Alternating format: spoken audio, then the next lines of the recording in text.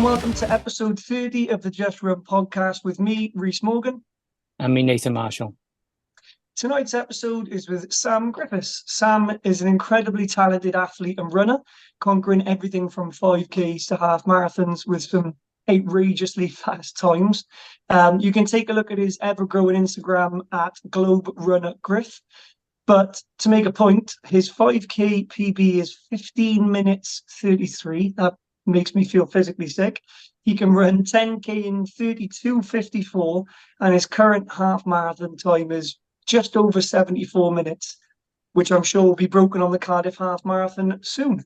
Sam has undergone one of the most inspiring weight loss transformations that I've seen, and he's here to talk about that and more. So, without further ado, welcome to the podcast, Sam. Thank you very, very much for having me on. No problem. Thank you for coming on, mate. Are you sure you got time, with all this 5K, 15-minute slaying that you've been doing? Yeah, I've got all the time now. Yeah. Actually, a bit of a backstory there, isn't it? Because me and Nathan first met you. Well, it was the first time I met you anyway, unless Nathan did. At the Why We Run Welsh meetup. I actually had to look last night. It's the 1st of April. We met you.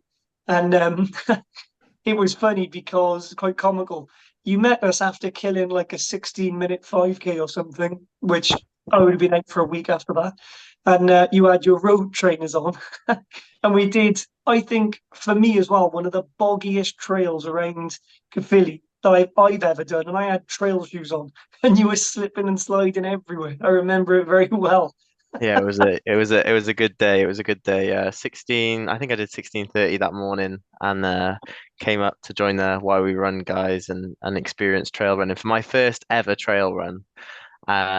Completely unprepared. I was driving past the car park and I saw you in your proper trail shoes. You had your hydration vests on. Some even had poles, and I'm stood there with my running vest and my road shoes, thinking, "What on earth have I got myself into here?" But as I say, like I was there for the community and the vibes, and I was slipping and sliding everywhere and having a good time. So yeah.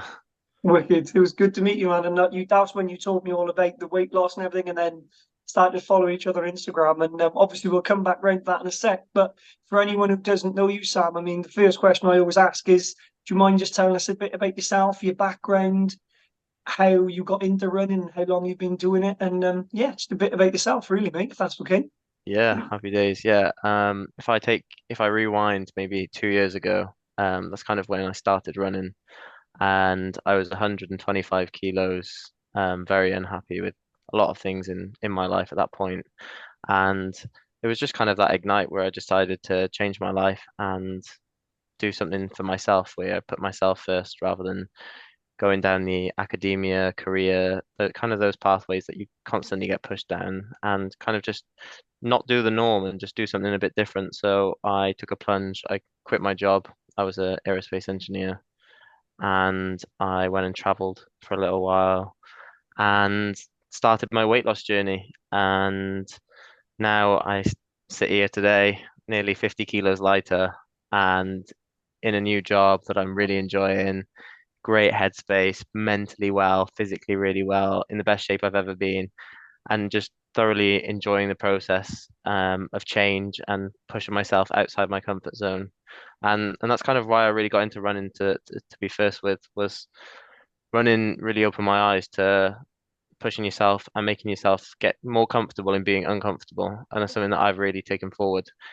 Even when I started running, it was literally just from one lamppost to another, and then I'd have to walk, take a break, but I was still uncomfortable and pushing myself. And people say running gets easier, but it doesn't. Like, you just push yourself harder every time. And I just really enjoyed that process, and that's kind of where I sit today. And as you say, yeah, I've done a 5K in 15:33, and I hope to do Cardiff Half Marathon in 2 weeks in under an hour and 12. It has been my dream to run the London Marathon, and if I run under that time, then I'll get an automatic championship qualification place, and I'll be able to showcase my journey to a much bigger audience, saying how I've gone from this 125 kilo bloke that could not even run 5K to now 50 kilos lighter, and hopefully on the start line of London Marathon. So that's my journey.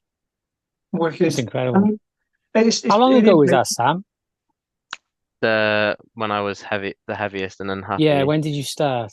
So I started my running journey about 2 years ago. Is that Um, all? yeah. Bloody hell.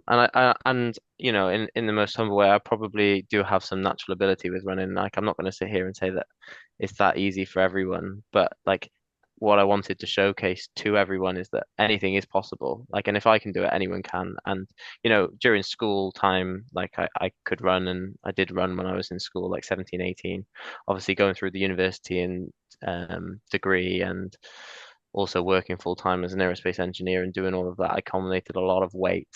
I played Warzone way too much into my gaming, and you know, I've done some really cool things with it, and I did hit the world champs for Warzone and the World Series of Warzone.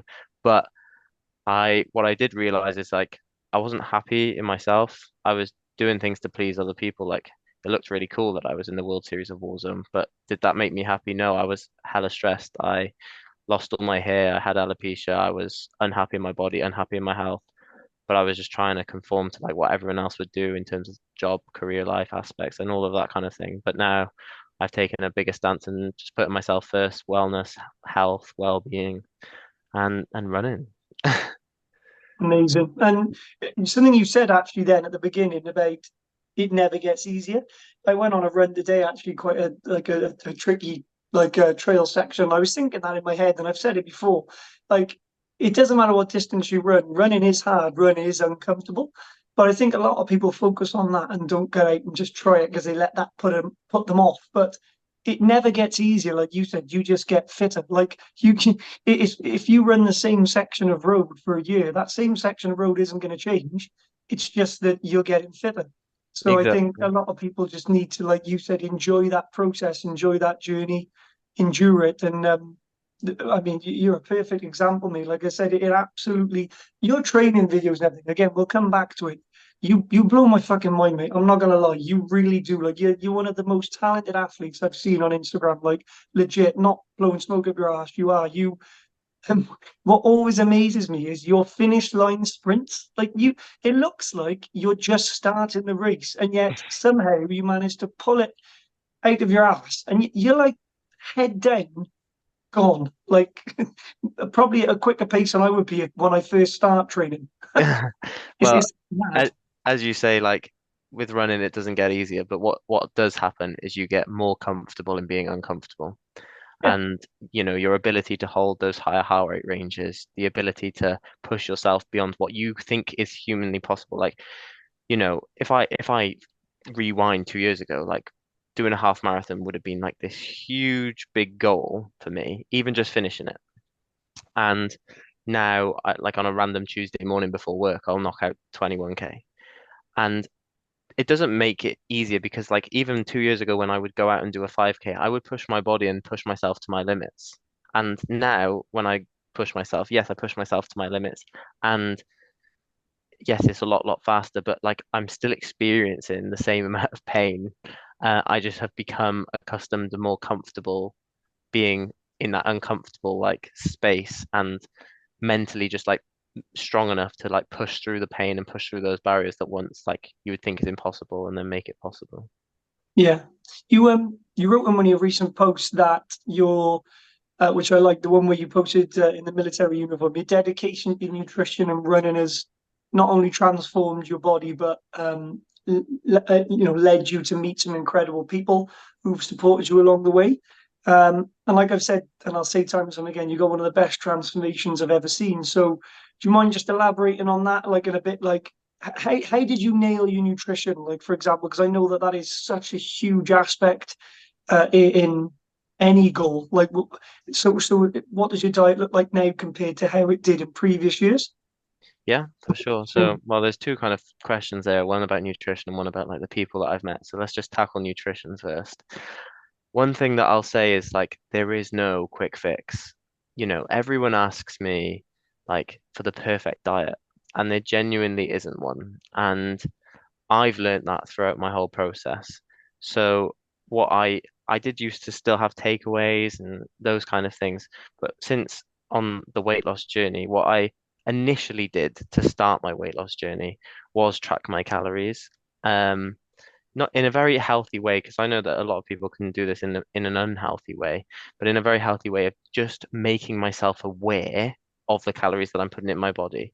Not like stopping myself take them, but just making myself aware so that when I do make decisions on my nutrition at the start, I'm aware of like that chocolate bar is 1,000 calories, but that plate of chicken, rice, and vegetables is 700. What's going to fill me up? And it wasn't, I would never stop having a chocolate bar. I love chocolate. I've got a sweet tooth. But what I would do is just, I spent that first few months just making myself aware of what I was putting into my body. And then it slowly became kind of routine and natural for me to just be picking the things that were going to fuel me a lot better. So Mm. carbohydrate, protein, pasta, and not picking a Domino's takeaway. So that's kind of where I started on nutrition. And one of the other things that I've really taken on board is like if you restrict yourself so much, you can just fall off the wagon very, very quickly. And so if you're craving that chocolate bar of an evening, like instead of not having it and then the next day still craving it, and then the third day you're like, oh, stuff it. I haven't had chocolate for ages. And you go to the shop and you buy like 2 bars of chocolate and you just stuff them all down your mouth because you want to binge eat and you've been craving it. Like sometimes you can just get that satisfaction and that hit from just something so small. So like that, a small Freddo bar will give you your chocolate craving, and or or you buy a chocolate bar and you just like segment it into a third, or whatever you do. Like I've learned not to restrict myself. So if I am craving something, I will have it, but I will have it in moderation, and that's something that is very hard to do in terms of having it in moderation because the type of foods and nutrition that we crave as human beings, like chocolate, sweets, and stuff, they're very, very more-ish. Like you can't just have like a third, you just want more. But like having stuff in moderation. Um, and then I started getting into like super healthy habits in terms of like what I liked eating for breakfast. So making myself a fruit bowl and actually like caring for what I cooked and made. So whether it be a fruit bowl, whether it be yogurt or oats or scrambled egg, like this is going to seem so crazy, but like I would make it look nice. So like I would present it nice on a plate because then when I'm eating it, I'm like, no, this is really nice. And it's just little things like that that I think have made a big difference to my nutrition.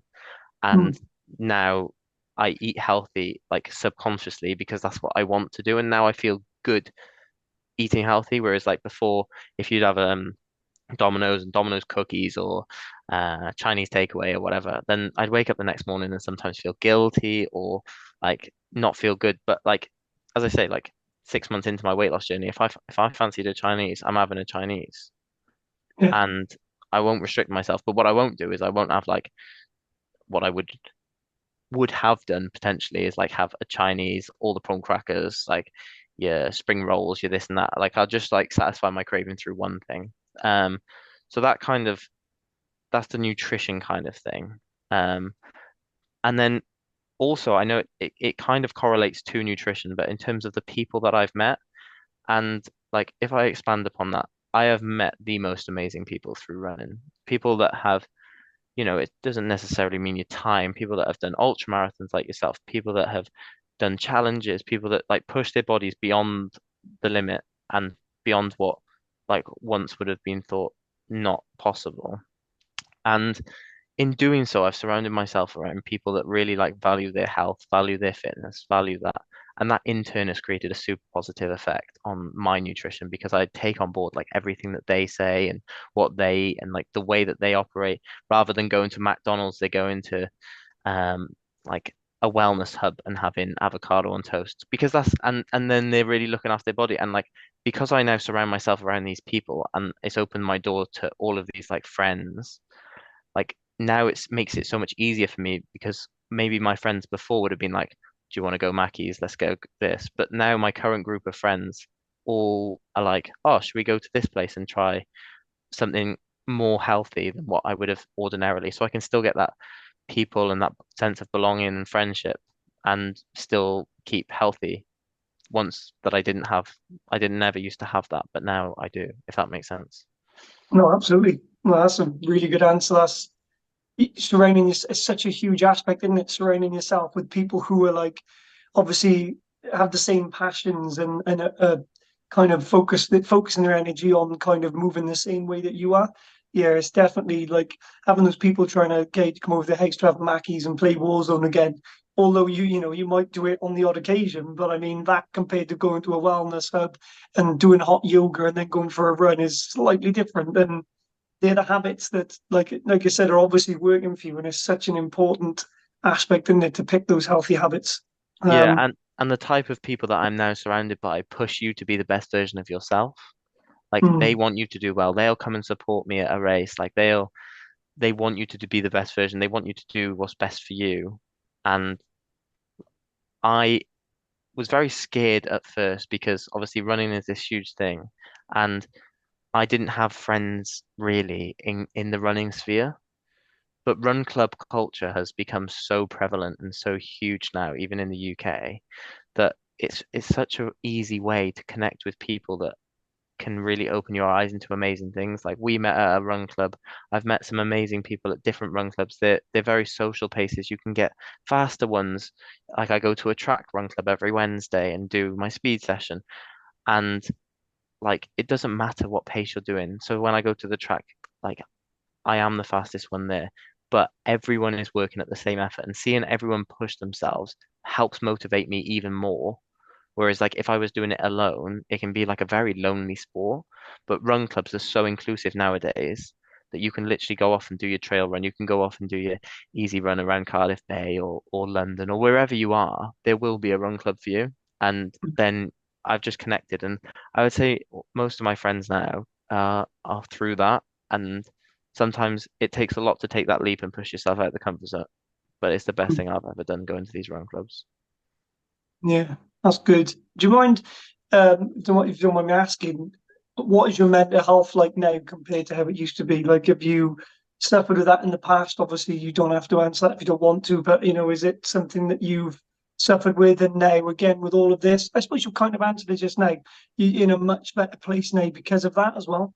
Yeah, like I don't think I was ever really in a bad place. But I just never valued myself in a way where I put my health first. And like I often made sacrifices back when I was a lot bigger, 2 years ago, whereby I would do things for other people, like Mm, and like in turn it would affect my own kind of well-being because I wasn't able to do the things that maybe once would make me the better person. Whereas now I take like a very like stance of like, no, I'm focusing on myself. Like if I've got a run to do or whatever I've got to do, then I focus on myself. Like and mentally I feel so much better and I just managed to fit things in. I would say I wasn't like I was mentally I was down, but I always just keep pushing through. mm, But now I'm like genuinely happy. And you get the nicest compliments from people. Like even my family saying like how much like I smile now and like how confident I am. Like back then I was not confident. You would not have me running topless at a run club. You would not have me singing, dancing, and just like really enjoying myself because I was more introverted and not outgoing in that respect. Whereas now I'm extremely confident, extremely happy where I am in life. And you know what? I'm just enjoying like every day, and that is just such a nice thing to say and feel because I know back then I wouldn't have felt like mm. Wow, that's powerful, man. I was going to say actually, it's nice to see you with the top on. that. I mean, yeah, to be fair, rain or shine, it's normally off, especially when I'm running. But yeah, for this I I thought don't I'd have blame to you. put something on for you. No, I don't blame you. I mean, you could have done a topless. You would have been our first guest, mate. Topless, whatever. Go for it if you I want, mean, man. I sign don't me care. up. No. Do it. Why not, mate? Do it. um, what would you say has been the hardest part about your journey to date to get to where you are now? As in like from a running perspective or anything. Just in general, really, just getting to where you are now. So has there been like a part where at any point where you've gone, I don't think I can do this like maybe I picked the wrong sport or you start to feel like you're not seeing the improvements and then obviously there was something that changed or was it, was there a part when you were like kind of in that negative mindset when you were like, oh, this is just not working for me? Because I just wonder how you get over those type of things because obviously it's quite a hard barrier when you're starting, like you said, when you're joining these running clubs and you're meeting these new people, it can be, you know, daunting. And I know a lot of people won't join running clubs for that reason, which winds me up because you just want to push them into it and just say, just give it a go. But I'm just wondering if there's been anything in terms of over the past 2 years, like what the hardest part of that was. Yeah, I mean, I think there's probably two parts I'd cover on this. And I think the first one is kind of what you're saying, taking the leap to do something you've not done before is really difficult. So whether it be your first 5K, couch to 5K, whether it be doing your first 10K, half marathon, ultra, whatever it is, taking that leap where you do something that is outside of your comfort zone is hard.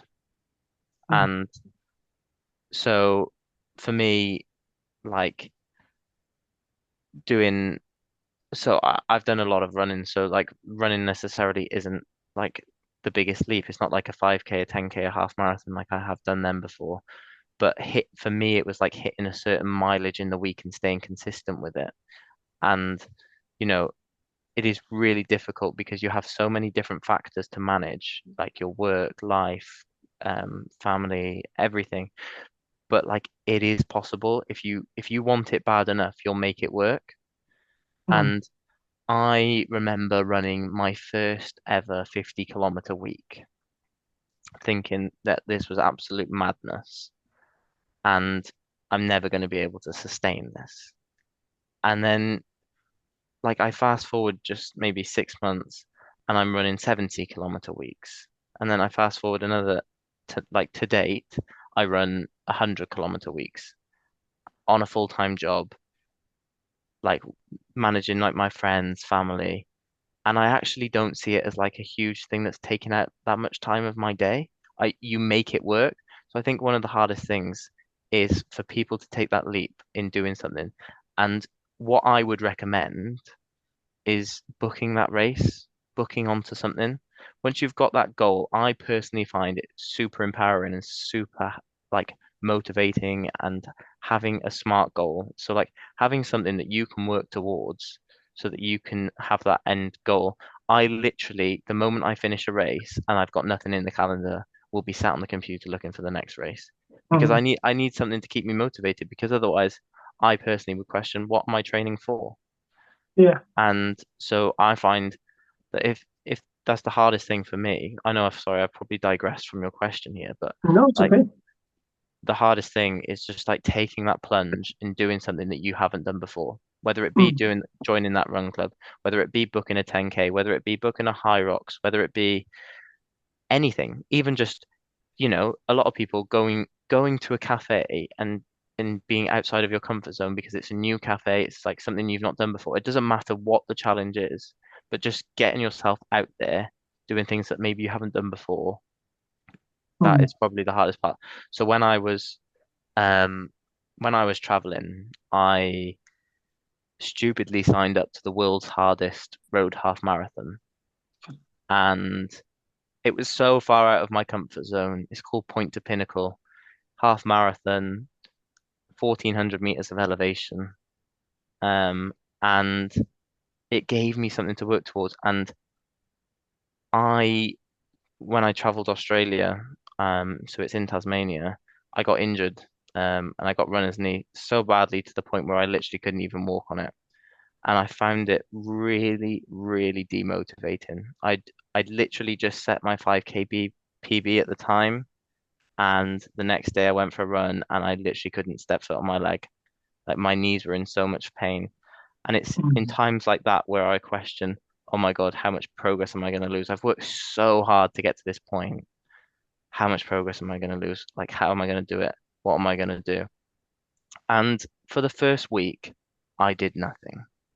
I did no running, I did no fitness, and I ate shit because I felt sorry for myself. I was like, this is not it.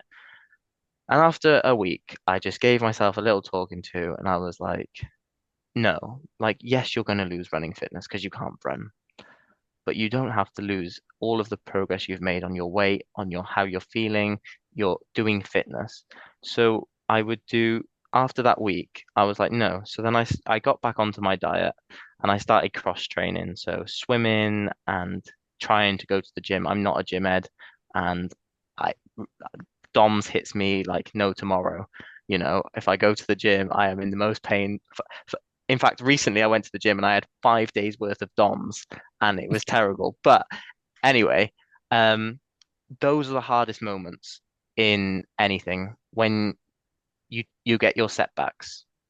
Yeah. But I'll tell you right now, when you have those setbacks and you get through those setbacks, it makes you so much stronger. You come back mentally stronger, physically stronger, because you're in that headspace of I've pushed through that, I've been injured, I've got through it, and now I'm back on form.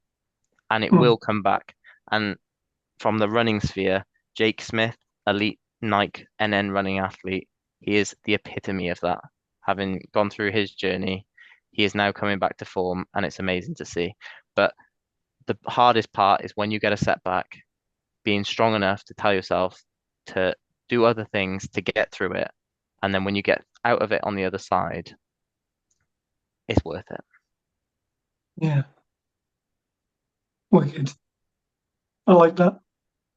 I mean, that's top advice. Like, don't let the setbacks. It's. I mean, it's kind of like I had the urge to kind of quickly Google the Rocky quote then, but I thought I better not. About getting knocked down and getting back up because it's true, isn't it? They're the things that will literally stop someone from running when they have a bad injury or a bit of a setback, and then it's so easy to do nothing, to sit on the sofa, to watch a film, to stuff your face full of rubbish, and it's so easy to just go down that like rabbit hole of just getting back to that negative space that you were in at some point in your life. And it's so difficult to take that first step and then, get moving again. But once you've done it, like you said, even if you just walk into the end of the road to see how your knee feels, or you start lifting some weights to keep up your upper body fitness, once you do it, when you come out the other side, like you said, it feels so good because it's that feeling. I think we all have it when you accomplish something, whether it's in your fitness game or whether it's in your professional career, whatever it might be. You get that buzz, and it's the same thing. And you think that was good. Okay, cool. I'll go again tomorrow, and that's how it starts. And it's just I like that. It's about showing up and yeah, Yeah. taking those setbacks and using them for motivation. Yeah, and as you say, like that's talking long-term injuries. Like even short-term, like today, for example, like I finished work at like 5:30 and like I've got this podcast and I'm sat on my bed thinking, "Oh, I'm too tired. I don't want to do it. I I just don't really want to, I just want a rest day today." But I was like, you've just got to overcome those demons and be consistent with it. So I went on my run, had a shower, came here, and I feel so great. Like I did it. So that's like the demons were telling me, you know what, you fancy a rest day today. And then I was like, I overcame that and like I feel so much better for it. And Yeah, yeah, like people talk about like the runner's high and like stuff like that. Like you genuinely feel better after the event.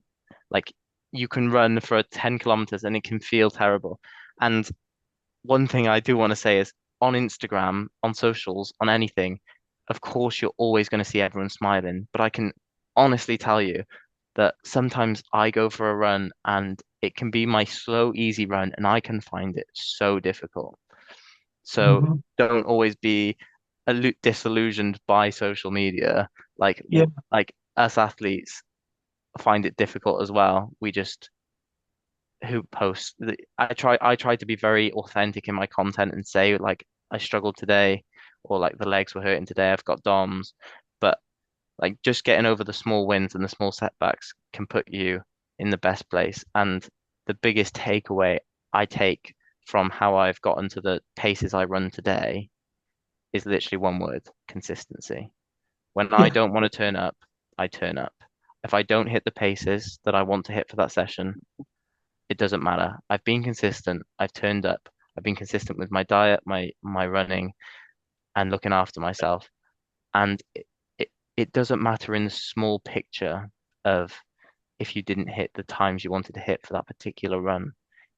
When you fast forward a year and you look at the bigger picture and you look at the progress because you've been consistent, that's where you'll see the most benefit.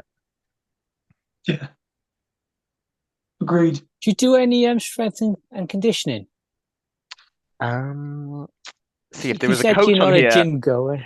if there was a coach on here, I would say yes. My reality is I fell in love with running and just really enjoyed the running aspect of it. I probably do an hour a week. Realistically, I probably should do a lot more, but I do an hour a week. Okay. I mean, that's actually, I was going to ask something about that as well. Because yeah, because I guess I tend to, I'm a bit of a running nerd and stuff as well. So I'm always like listening to podcasts about running and things like that and how to improve, but also the science behind it and stuff. And I was listening to a podcast from Runner's World not long ago. I can't remember the guy. Can't remember who he is. He'll come back to me at some point. But yeah, they touched on strength and conditioning because it is. I think it is a minefield because everyone knows how to run. Everyone knows how to lace up and get up, and you get out. Sorry, and you can go quite slow or you can go quite fast. Nobody's telling you what to do. You can do it. But then when it get down into the realms of strength and conditioning, I think the problem is that a lot of runners they don't do enough of it, or they don't structure it correctly into their program. And that doesn't mean to say you've got to do it 7 days a week because that's just silly. But obviously, if you get into the realm of things where you're doing like once every 3 weeks, that's also not going to work. So I think personally for me, I believe that to be a better runner, you shouldn't just run for me, just in terms of it from a strength perspective, because I also think that um, more strength and conditioning obviously reduces the chance of injury and also helps with recovery. So I think there's a lot of benefits to it. But I think, yeah, like you said, it's fitting it in for one. It's knowing what to do for two, because if you don't know what you're doing and you try and do a workout and you hurt yourself, then you're not going to be able to run. So people get scared of doing that. There are countless YouTube videos out there, or you got to pay for a coach. So I think it's just I think it's something that should be consistent in a running program. But again, I think I can understand why it isn't something that is used as much as it should, just because there's so many what ifs. And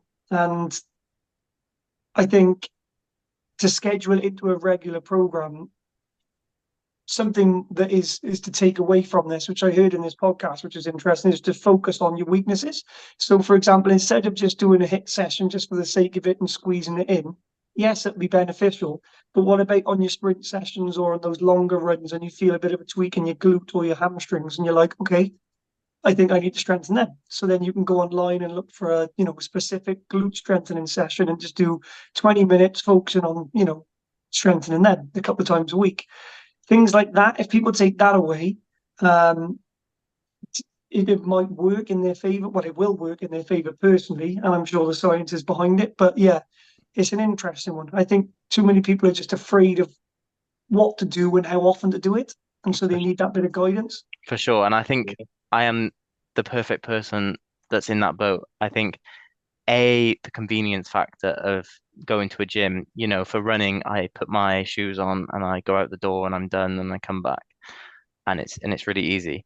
But there is a lot of unknowns with strength and conditioning, especially for runners, and knowing what to do, what exercise are going to benefit, also what weights to use. Because, I did my first gym session. I like to push my body really hard, and I suffered with DOMS for 5 days, and that does sometimes just put you off doing it because I'm kind of like I lost a lot of, not a lot, I didn't lose a lot, but I scuppered my running for the week because I was running on DOMmed legs and running with a lot of pain. And I probably pushed myself way too hard.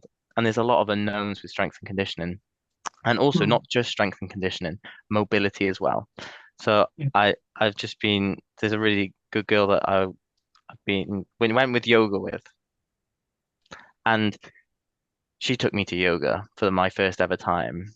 And it became very, very apparent that runners, maybe not just all runners, but particularly me, I have zero mobility. I'm And terrible myself. I'm like a uh, plank of wood. so she's a yoga instructor to be and like an amazing girl, but she was trying to help me. And like I cannot even like I'm like a halfway down my shin kind of guy, like trying to touch my toes. And I think one thing that is often overlooked is mobility and strength and conditioning and trying to fit it in. But again, it's just like, is it really that hard to fit in? Because like mobility, it could be 10 minutes before bed, you know it doesn't take that long. It's just being consistent with it. So, like moving forward, it's something that I'm going to focus on now because I know it's a weakness. And that kind of encompasses and circles what we were saying earlier about the fact that, like, the hardest part is like, I'm comfortable running, but I'm not comfortable going to yoga classes and doing things that I'm like really, really terrible at.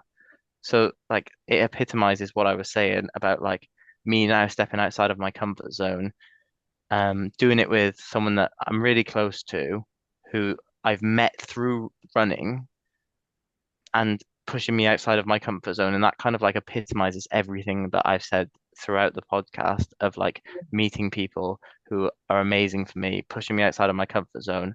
And it's through these kind of like run clubs and that kind of stuff.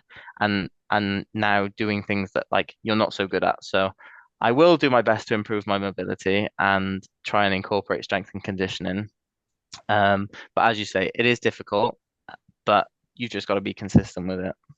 Yeah, it is. And also, I was going to say, with running, you've got the time that you can see like how you're doing. Like you can see what pace you're running at, your distance. Whereas like in the gym, I don't feel like I have that as much. Like, yeah, you can see you've done 10 sets or whatever you're doing, but because you're doing it as in for strength and conditioning rather than for like improving a particular lift or whatever, like Yeah, I'm a numbers guy, so I like seeing the progress and yeah. seeing my times. So that also makes it more difficult.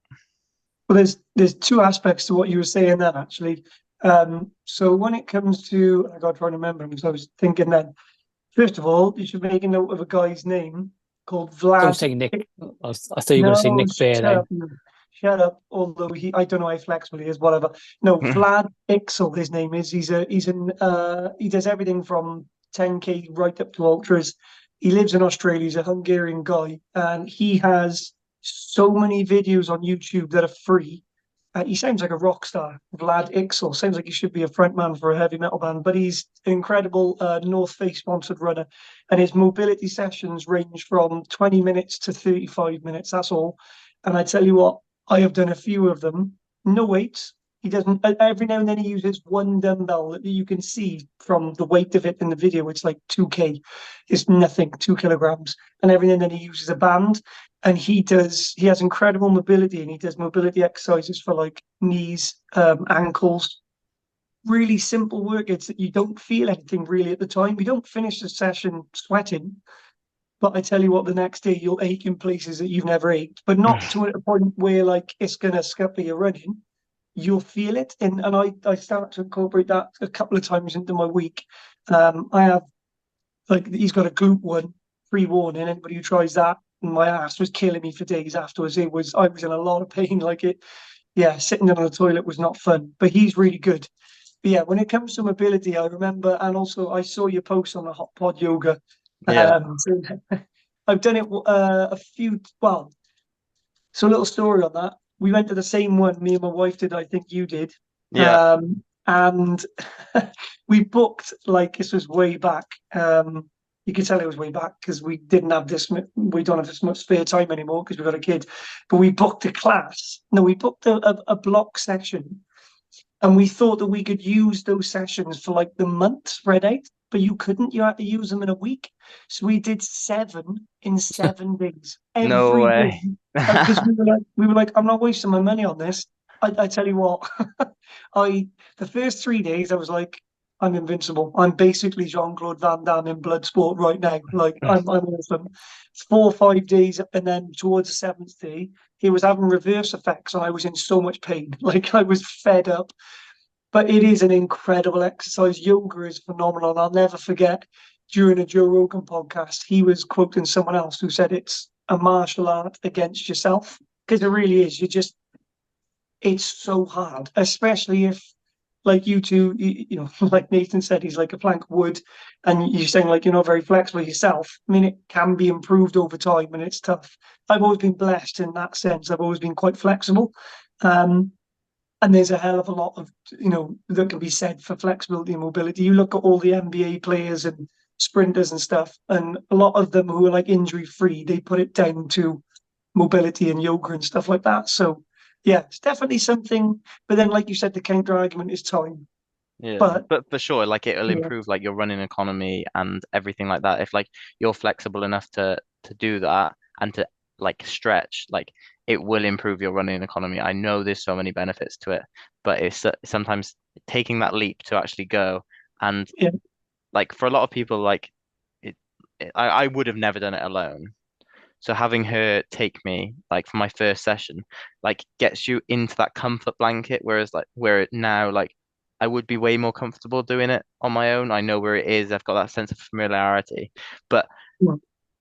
it's so hard. Like in a hot tent, like honestly half an hour in that hot pod yoga, I have never sweated so much. Like even on race day in the heat, I am not sweating the amount of me being stationary in this tent, like trying to touch my toes. So on one side, you've got stationary trying to touch your toes. The other, I am going full pelt 5K, and I am absolutely hanging on this yoga. Um, but I tell you what, I got the endorphin hit. I felt great afterwards, and like I ran today, like the day after, and I feel really good. Awesome. Um, so yeah, it's just incorporating those things that push you out your comfort zone. But Christ, that is hot. And if anyone's listening and wants to try hot pod yoga, you should because it is a lot of fun. Yeah. Remember, you can do all of these at home. Like there was, because, you know, I just simply don't have the money to just go to yoga classes as much as I'd love to, because we used to go quite regularly. But Yeah, again, I can drop you a message after this, and we can tag them in this. As a really awesome yoga instructor called Kat Meffin. Again, YouTube videos are free, and she has everything for beginner classes that are literally like 10-minute, very simple, structured. She talks you through it, and like it's very easy to kind of see the movements, right up to like standing on one arm while scratching your ass with the other and drinking a McDonald's smoothie. It's insane. Like some of the intermediate classes I've put on, I've got 5 minutes in and just been like, yep, this is not for me, because it's just too tough. So but it's obviously just to show the example. She has everything. She's amazing, and I tend to do that at home. Just to yeah, touch on the thing you said earlier on about weights and stuff like that, almost all of my hit sessions and strength and conditioning are body weight. I've got dumbbells. I did one today with dumbbells for the first time in ages, and my frigging shoulders today are killing me now. But normally, all body weight. Like, you cannot get a better workout than the basic core movements: press ups, sit ups, burpees, squats. You do enough of them, you know, over, you know, 45 seconds on with 20 seconds off. I'm telling you, you will notice a difference. The strength and conditioning, chucking some Romanian, like, sorry, some split squats and things like that, you know, it'll all work in your favor. So I guess it's out there, but it is time, and I get it. It's hard, but yeah, I think it'll pay dividends in the end. So, out of curiosity, you've run up to half marathon at the moment. You said London Marathon is your dream. yeah. Hmm. Um, talking I about know where you're going. no, go on, you say it then. So, have you ever thought about running an ultra? Because I do think that the perfect ultra for you would be the Cannon. The Canon, what's that? It's Oh, canal, so it's flat. What is it? Taft Trail? No, Brecon Canal. So Yeah, that's 14 Taft. locks 40 That's up to blocks, Taft Brecon. Trail. What from Cardiff? No, from Rogerstone, Newport. Newport, Oh, oh, okay. 42 miles. 42 miles. It's flat. That does sound appealing. Horrible. I think for me, I'm always focused on the next challenge, and an ultra would probably be on the horizon. But I am quite enjoying like trying to hit times for certain distances at the moment. So I don't see it as like a an immediate thing, but like longer term, definitely. I have one morning woken up, had a banana for breakfast, and decided I was going to run 10K, ended up running 50K. So I have technically ran an ultra off a banana with no aid stations, just by myself, Wow. but Definitely. doing an actual race where I like the element of competition, so I would want to do well and like train for it properly. I think it would take a lot of training to get to that stage for me, but I like you can do an ultra at whatever pace you want, obviously, but like I would probably be quite competitive with it. So I think longer term, yes, but we're looking kind of a few years out. I really want to get myself immersed in terms of the marathons before I tackle anything else. Have you Oh, been back on a trail since it's why we run? I have not. Ah, I've been focusing on the road. I am very prone to injury, probably because I do no S&C or very little S&C. And rolling my ankles is something that the British potholes like to do to me. So I haven't been out on them yet. I also don't have the correct shoes because I was slipping and sliding everywhere. But if like why we run or like a trail was doing like an event, I would go and join because I just love it for the community aspect of it. But I yeah. haven't actually been out on the trails because I've been quite strict in terms of like my training regime up to Cardiff Half. will you Yeah. be watching it? Because it starts tomorrow. What's it starts It's tomorrow, why does we it? run. Yeah, it's tomorrow morning. Where? Down in Pembroke, 5 days, 168 miles.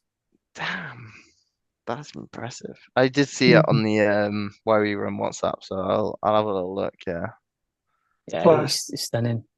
It was a post today, and I was in it, and I was just, oh, do you know, I wish I'd done it again. Yeah. Well, It looks I awesome. just think like again, like being in group chats like that and seeing like people like like even when I can't run, I get so much satisfaction from seeing other people do well and like supporting them. So like seeing people like do their own challenges and ultras and being in these group chats like where I can see like people do like thriving, like that is an amazing thing to be a part of as well. And you might not be the one running, but like to be a part of someone's journey and to be like talking to them, seeing how they're doing is also super powerful. And like an example of that was literally on Thursday, Johnny Davis doing the Capitals 960 kilometers over 11 days. Absolutely phenomenal. And I decided to go out and support him. I did 25K in full kit into the night, so running through the night so I could relieve his team and push through and help him through that challenge up the Brecon Hills. And you know what? It was one of the most rewarding runs I've ever done because seeing him do his challenge, like it may not have done anything for my training, but seeing someone else thrive and like complete their challenge and the elation at the end is just so powerful. And it's not something that you won't get elsewhere. Yeah, I Mm. met him on the Friday in Tonquinlice, Oh yeah, and no. as we got closer to Cardiff, people were joining us. By the time we got to Cardiff, there was like 30 to 50 people. Yeah. And I don't know what you did to him in Brecon, but he was battered. You were saying that it's not the going up the hills, it's the coming down. His Mm, quads were just on fire. Yeah. yeah, the But Brecon did you Hills are know? relentless. Yeah, did you notice though his height has really helped him? Oh, he's a tall, strong guy. Yeah. Because one stride is like miles, isn't it? Yeah, I think I was taking three for his one, to be honest. He gets everywhere really quick. There's a Yeah, mile yeah. Absolute in animal going 8 seconds. up that hill. Yeah, man, that's class. Well, only just to rewind a little bit and go back to then the half marathon training, mate, if you don't mind me asking, just For because I sure. know a few people who are like doing the half, like the Cardiff half, sorry, is the first, and like, or a few people that are training. Talking about the fundamental elements that make up half marathon training or that make up your half marathon trainings for you. What are there any like non-negotiable aspects of putting together like a half marathon training plan? And actually, second part of that, do you have a coach or do you do it yourself? I'll answer the second part. I coach myself. Amazing. And I just do it through experience. And I currently am on the pathway to become a UK athletics coach. It's something that as I was just saying, like it's so rewarding seeing other people do well. So I would just want some like qualification behind it before I actually do help people. Um, so yeah, I coach myself and make my own training plans. Non-negotiables. Okay. Something that I learned very late into my running journey is the 80-20 rule. Now, the 80-20 rule, for those of you that don't know, is 80% zone two and the rest you can then push. And it's essentially doing your easy runs easy and your hard runs hard. And since I since I implemented the 80-20 rule, I found me getting injured so much less because I was taking 80% of my time of my running super easy, which meant that I wasn't putting my body through the pressures and the discomfort that it would go through if I was doing hard efforts all of the time.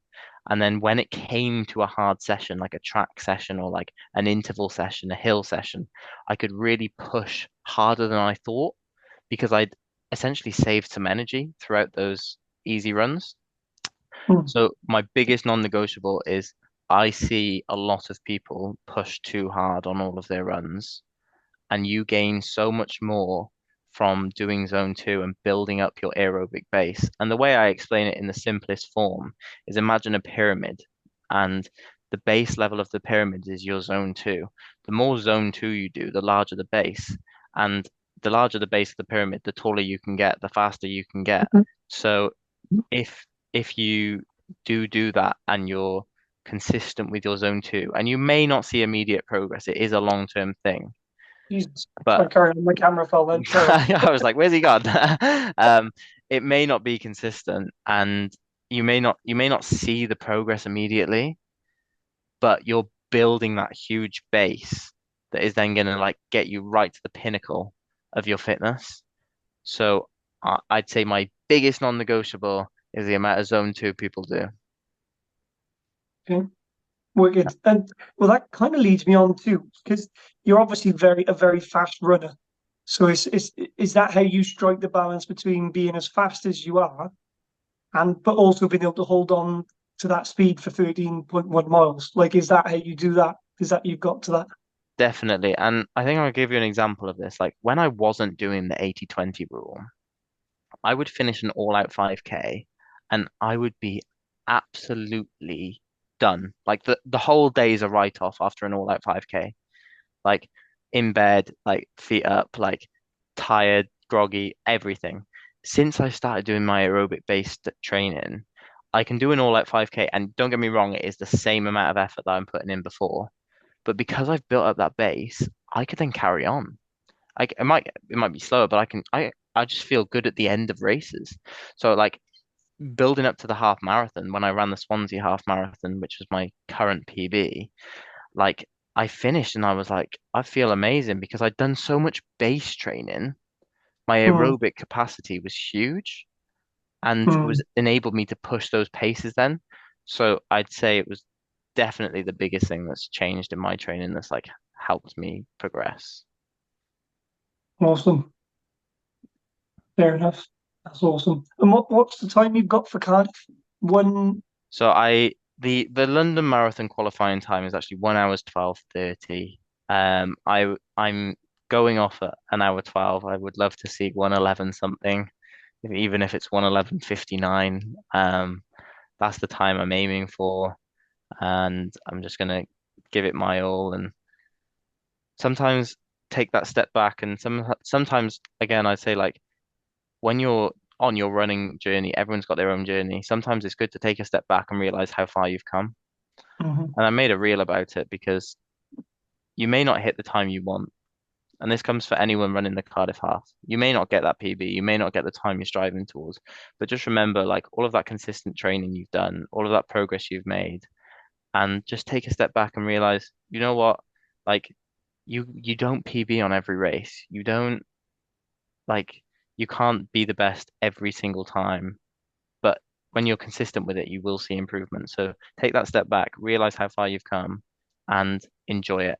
And if I was to give one advice for Cardiff Half Marathon is just enjoy it. Like you would have done the training for it, you would have put yourself in the best prep that you can, go out there and give it your best. And whatever your best is on the day, it doesn't matter. That is your best. The crowds are wild, the atmosphere is amazing, and just soak it in because Mhm. that is why we run. Yeah, that's very true. Although running at an hour 11, I don't know how you'd soak anything in. I'd be in hell, honestly. It's just you'd be moving too quick to even acknowledge anyone. But what's the pace that you'd have to do per mile for like, So it's about 5:29 per mile, so sub 5:30 no, miles, no, that's interesting. 3:24 per kilometer. But it is funny you say that. I did the largest fun run in Sydney. It's called City to Surf, and I raced that and I finished it. And I ended up going back to run with a friend because they'd not even gone through the start line at this point because there's 80,000 runners. What? And I went back to the start and I start running with them and I was saying to them, this band weren't here when I was running through. Like they were not here, but they all were. I wasn't soaking it up. So something that I have taken on board now is like actually to like look, lift your head up and enjoy it. Like look around and just see it. Like I've got a really fond memory of Swansea Half Marathon. You know the bins with the target sign above them? Yeah, And yeah, we're all running at sub an hour, sub 75-minute half marathon. And this guy launches a bottle and gets it, hits the target and boom. And we all just like we're in a pack of like five. We all just literally we don't stop, but we all just feel like we all just start clapping. We're just like and it's moments like that where you're just like, wow, just enjoy it. Like this is like to be a part of the race is like an amazing achievement anyway. So yeah. That's epic. That is true. I always say like in trail running and stuff like that, when you're running like big distances, you got no choice really but to take it in because obviously you have to walk some of the hills because they're insanely steep. But yeah, when you're running your kind of pace, I would just be focusing on not dying. Like you're an alien. You really like I just can't. I can't. Like I've done one sub 25K and I got it. It was like 19 minutes 50 or something. yeah. And I've said this a couple of times. I thought I was going to die, legit, like for a start. I was in peak fitness as well. I was doing really good. And I led on the side of the park that I was running around, the little one by where I used to live. And this woman walking the dog past me was like, "Are you all right, Lev?" And I was like, "No, no, I'm not. I am not okay." But that's And an then I amazing could achievement. Well done. thank Sub you. It was. 20. I don't think I'll ever be able to beat it, but I mean, I'm going to try again soon. I think because I found an athletic track near me that Yeah. is free in 24 hours.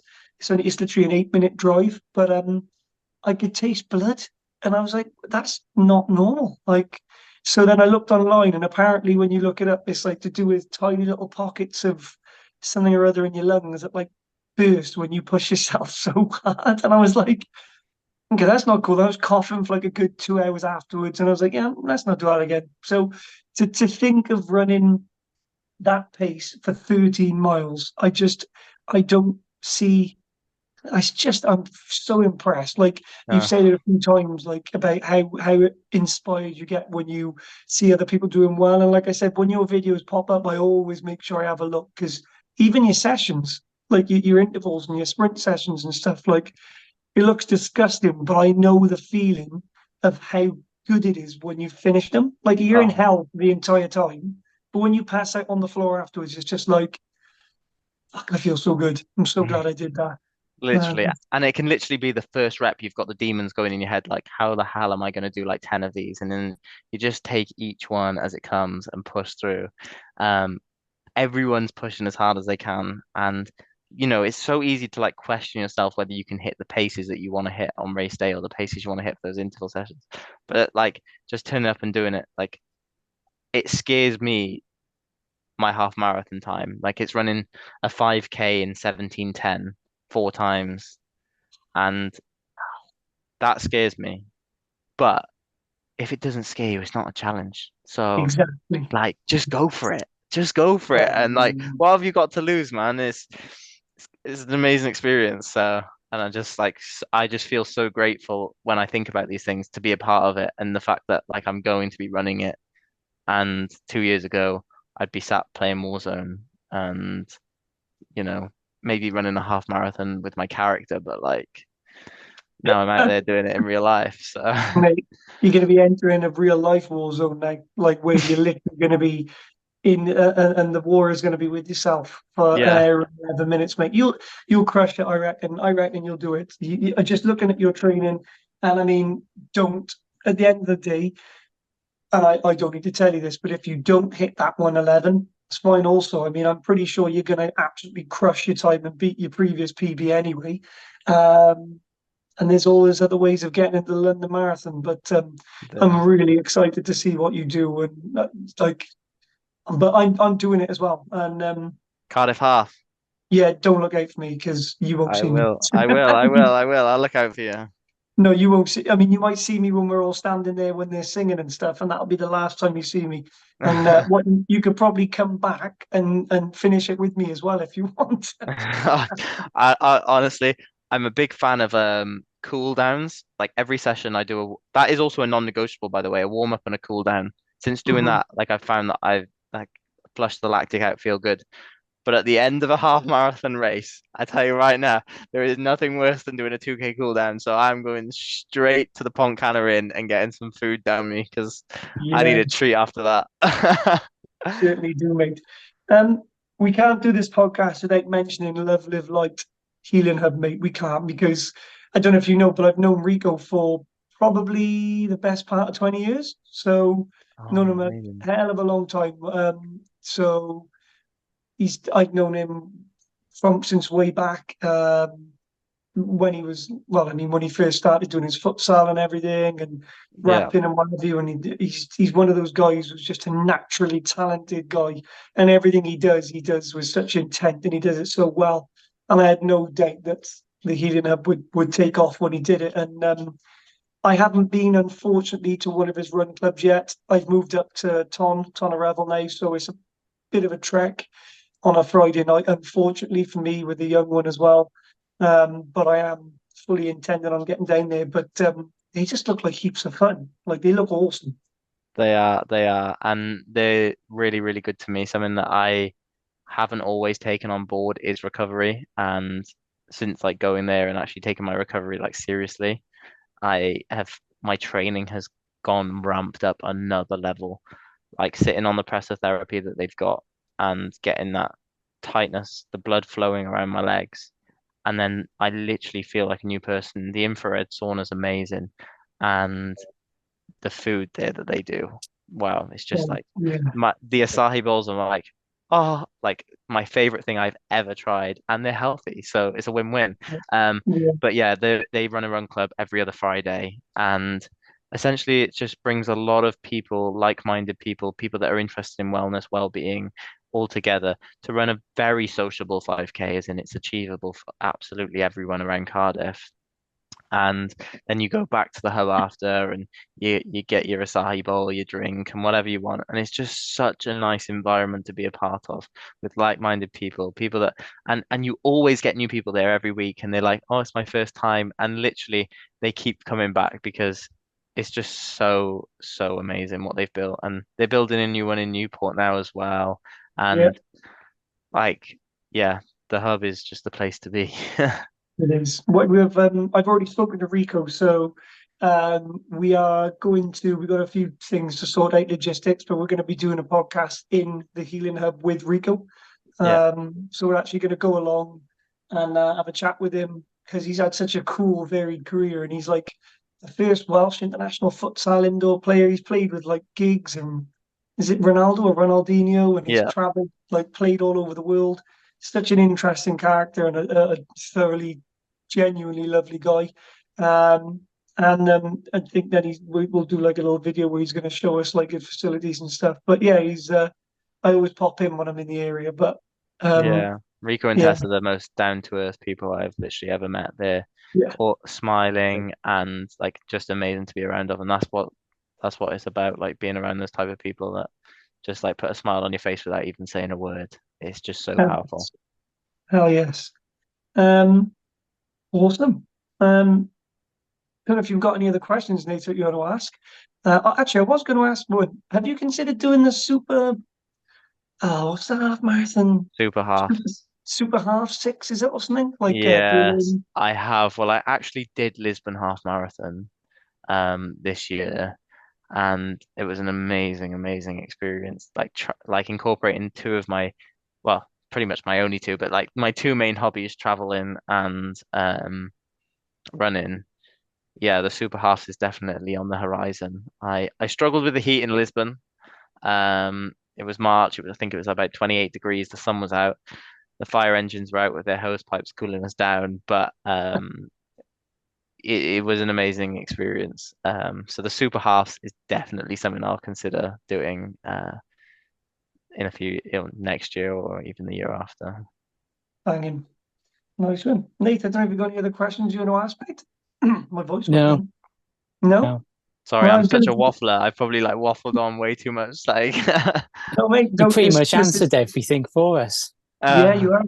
Yeah, it's been a really cool, insightful episode, and I know people are gonna take a lot from it. So, yeah. I tried to do like a bit of a quick fire stupid thing at the end of it. So I'll try and come up with some questions for you with the help of ChatGPT, just to see what I can come up with. Well, But based on this whole podcast, all I'll say is like my biggest takeaway from everything I've learned throughout my whole 2 years is to be consistent and enjoy yeah, the journey and the process.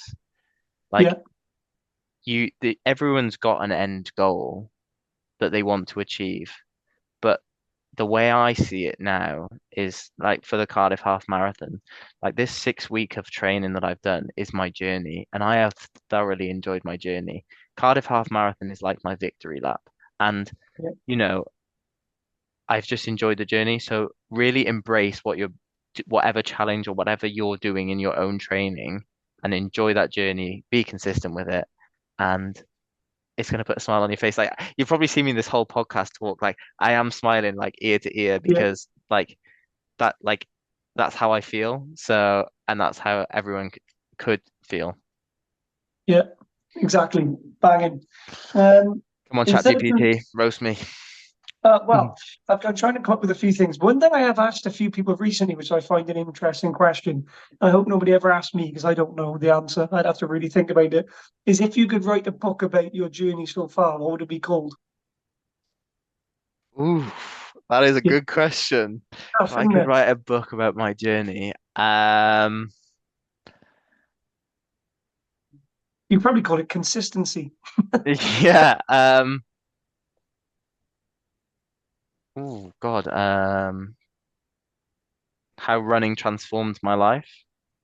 Yeah, wicked.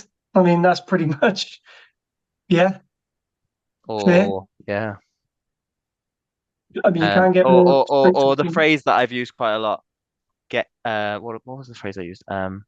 How I became comfortable, like being uncomfortable, Being uncomfortable. Yes. Nice. Yeah, or I like or that. pushing Okay. through limits, something like that. Pushing through limits, something like that. See, I've got you thinking now. No, you're a thinker. You can end up messaging me a couple of different titles now I off the back of actually will. I conversation. actually will. Yeah. I've changed my mind. Can we record again?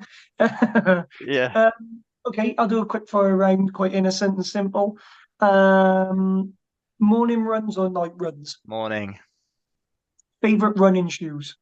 Asics Gel Nimbus. Ooh, And that's for training and for races, Nike Vaporfly. Vaporfly. Nice. Okay. Running solo with a group. You've already answered that one. Group. Yeah, I know that one. Um, trying to think. Pre-race breakfast, snack, or ritual. Porridge, honey, and chia seeds. Nice. And Okay. banana. Banana, don't forget banana. A banana. Um, coffee or tea? Neither. Oh, come again? Yeah, I don't drink hot drinks. You drink hot drinks? Nah. What? What? Have you tried it? Nah. So you can't say you don't like them then? Yeah, no, I just don't drink them. No. What? Wow, that's blown my Uh, mind. just Okay. electrolytes and squash. Yeah. What? That's mad. Okay, and then a non-running related question. What's one non-running related bucket list dream? Any bucket list? I've got so many. Antarctica is the one continent I haven't been to. Hmm. The one continent. Have you been to all the others? I have, yeah. Have you actually? Yeah. Oh, see, that's like a whole nother episode. That is, I didn't Uh, even know that. yeah, I am a very, very keen traveler. So, yeah, How many countries Antarctica. have you? Is that the 40 countries that you've written in your Instagram then? Yeah, yeah, What? Wow. Okay, maybe yeah. that's a conversation for when we're having a run next or something together. Yeah, That yeah. could go on forever. I But suppose I should ask then, what your favorite places then?